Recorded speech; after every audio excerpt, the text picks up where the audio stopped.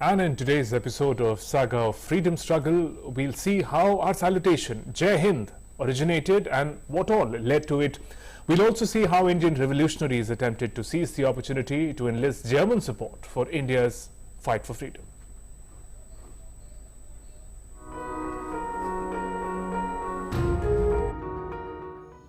On this day in 1891, a revolutionary who gave us our salutation, Jai Hind, and fought for India's independence from the foreign land was born. The name of this legendary freedom fighter is Chempakaraman Pillai, also called Jai Hind Pillai. Thirsting for freedom of the country, Pillai wanted to create an anti-British army and redeem India from the foreign rule. Chempakaraman Pillai was born in Thiruvananthapuram to Tamil parents. It is said that Raman Pillai rallied against the British and shouted out Jai Hind or Jai Hindustan Ki in the school campus.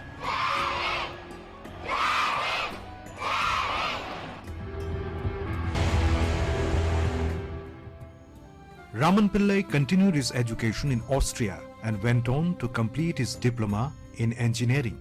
He also graduated in public governance and economics and had a grasp over 12 languages. In 1914, when the First World War broke out, overseas Indian revolutionaries attempted to seize the opportunity to enlist German support for India's fight for freedom. Pillai was one of them.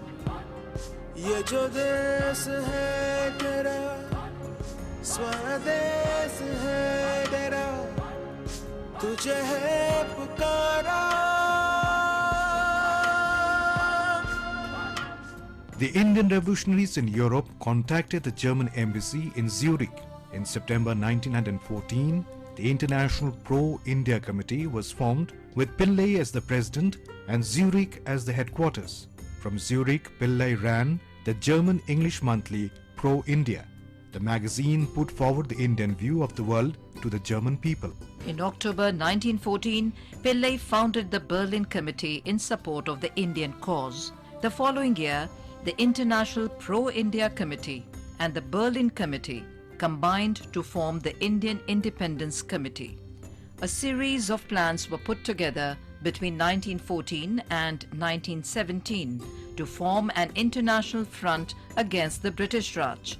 The Indian revolutionaries even went so far as to form a provisional government of India in Kabul in 1915 with Chempakaraman Pillai as the foreign minister.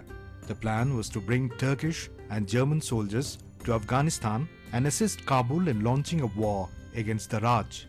The attack on the northwest frontier would be reinforced by a mutiny in the Indian army and a popular upsurge against the British rule. But the plan failed and led to a severe backlash from the British. After the World War I ended, Pillai stayed on in Europe and continued his nationalist work. He died in Berlin in 1934 with the last wish that his ashes be carried on a ship with tricolour flying on it. Pillai's wife Lakshmibai returned to India with his ashes. She travelled with them from Bombay to Thiruvananthapuram aboard INS Delhi some years after the independence and immersed them in the river Karmana.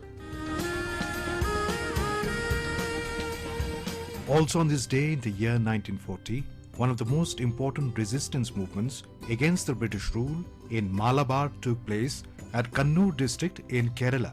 The Provincial Congress Committee gave a call to the people of Malabar to observe 15 September as Anti-Imperialist Day. There were meetings and demonstrations all over Malabar against the imperialism. Violent clashes took place between the people and the police at several places. 2 young men were killed in a clash between a mob and a police party at Murara. In connection with this incident, KPR Gopalan, a prominent communist, was arrested on a charge of murder and later sentenced to death. But owing to the intervention of political leaders, including Mahatma Gandhi, the death penalty was not carried out.